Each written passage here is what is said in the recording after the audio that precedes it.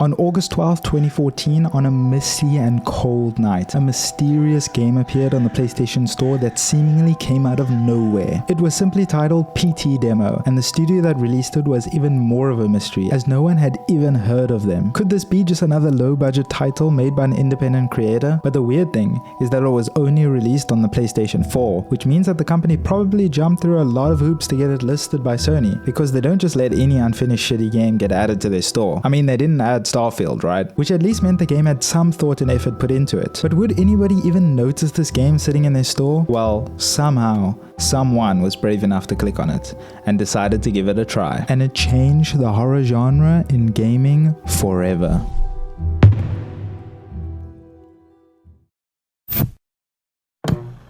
I want to quickly take you back to 2014 to provide you with some context as to where the hell we are at. We got some pretty good games to come out in that year, including Dark Souls 2, which was severely underrated, don't at me. Alien Isolation, which was a pretty good hit in the horror genre, which was based off the Alien movie franchise, which has you running away from mommy alien over here. Five Nights at Freddy's, which was a gigantic gaming anomaly / viral phenomenon that blew up. South Park: The Stick of Truth, which kind of broke the internet with some unhinged gameplay to say the least, and Evil Within, which was a horror game I quite enjoyed for how absolutely weird and obscene it was, and how it gave no shits at all as to what it would throw at you and didn't explain anything. So overall, the year was pretty good for gaming. Something for everyone, right? In fact, it was probably one of the more exciting years for gaming. I mean, it's basically the golden era if you compare it to this year. So if anyone was going to talk about the PT Demo, it had to be good. But when I tell you nobody was ready for this game and the mystery and haunting that followed, I mean it.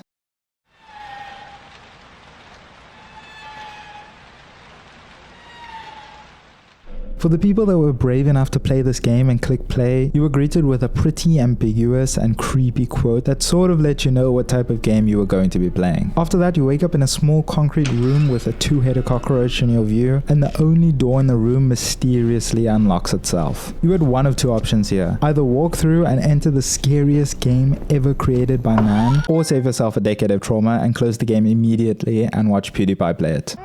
Baby crying? What the fuck? Oh! Snoop Dogg! I know which one I'm choosing in that scenario. That's all I'm saying. If you decide to go through, you were greeted with a pretty normal looking hallway, but it was just a little too long, and it started to creep into the realm of unsettling. There's actually a thing people experience called bathyphobia, which is a fear of falling into or being consumed by depths, such as a deep pool, lake, cavern, or a long hallway. And I'd be lying if I said my fight or flight responses weren't tingling when I saw this for the first time. One thing that immediately stood out in this game was the fact that it looked like real life. No, seriously. Back in 2014, games were supposed to look like this and this. The PT Demo looked photorealistic compared to the rest of the games that came out in 2014, and the camera movement as you walked also felt extremely realistic. As you carried down the hallway, you were eventually met with a right turn that leads to another hallway, and you were greeted with your first jump scare of the game. Like the least when it comes to resort. Whoa. The radio in the room will start playing one of the most horrific stories of a man ending his entire family in cold blood and then proceeding to chant a series of numbers. If this didn't get your blood pumping, I don't know what will. And let's be clear, this was just the first 5 minutes of the game so far. I don't know about you, but this entire setup to the game is one of the most haunting and memorable experiences to me. Because not only does the unknowns of this game fuck with you from the start, but you literally start fearing for your own life because you're presented with everything in such a realistic way. The sounds, the atmosphere, the story from the radio, and when you progress further to see what else the house has in store for you, wow. It's a fucking loop. This was honestly a brilliant game design decision because it allowed the devs to concentrate on a small controlled area but do some seriously messed up shit to the people that played it. For instance, on the third loop, they just casually show this to the player after they've gotten accustomed to the house.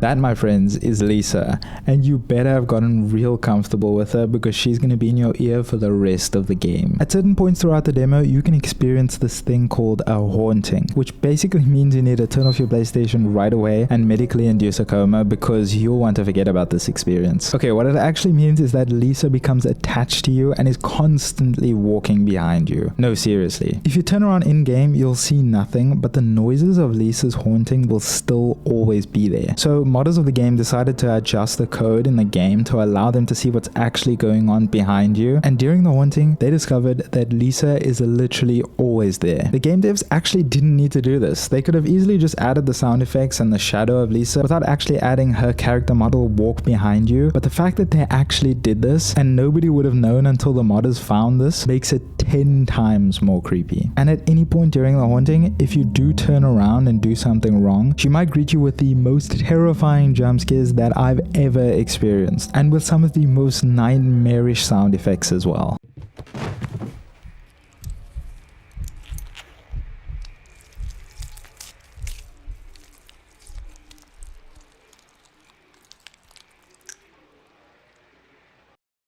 So what made this game special? I could easily talk about this entire game and make an hour-long video, but I want to explain why it's so different from other horror games that have come out. So I spent the last couple of minutes explaining the intro and some of the mechanics of the game, but we didn't even get into some of the other piss your pants loops in this game, like the one where all the lights in the hallway are just red for some reason. And then as you come around the corner, there's a fridge suspended in the air with red liquid coming out, and all you hear are baby screams and bangs that come from inside of it. Yeah. It gets really dark really fast. The whole story of this game is just insane. It's a tragic tale of a mother losing her family to her husband, and you are the player that has to pay for it and are being subjected to an endless loop of terror and torment. They just don't make games like this anymore, man. There was absolutely no hand-holding in this game, no narrator, no guide, no tips, nothing.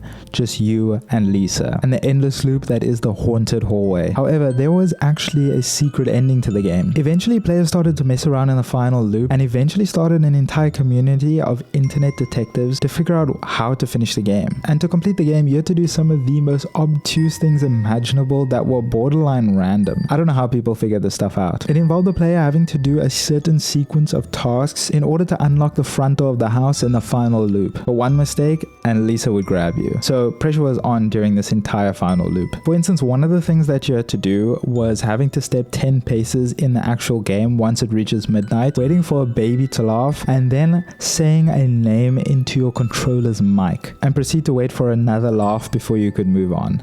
Like, what? Anyway, the point is that this game went from being a random demo of a game on a PlayStation Store to being a viral internet phenomenon that brought so many people together, and I think that's pretty cool and innovative. And the feelings of this game, and probably yourself too, slowly descending into madness is just a memorable experience. And all of this happened with the game only using one single scripted jump scare. This horror is just something that could never be replicated in a movie or a book.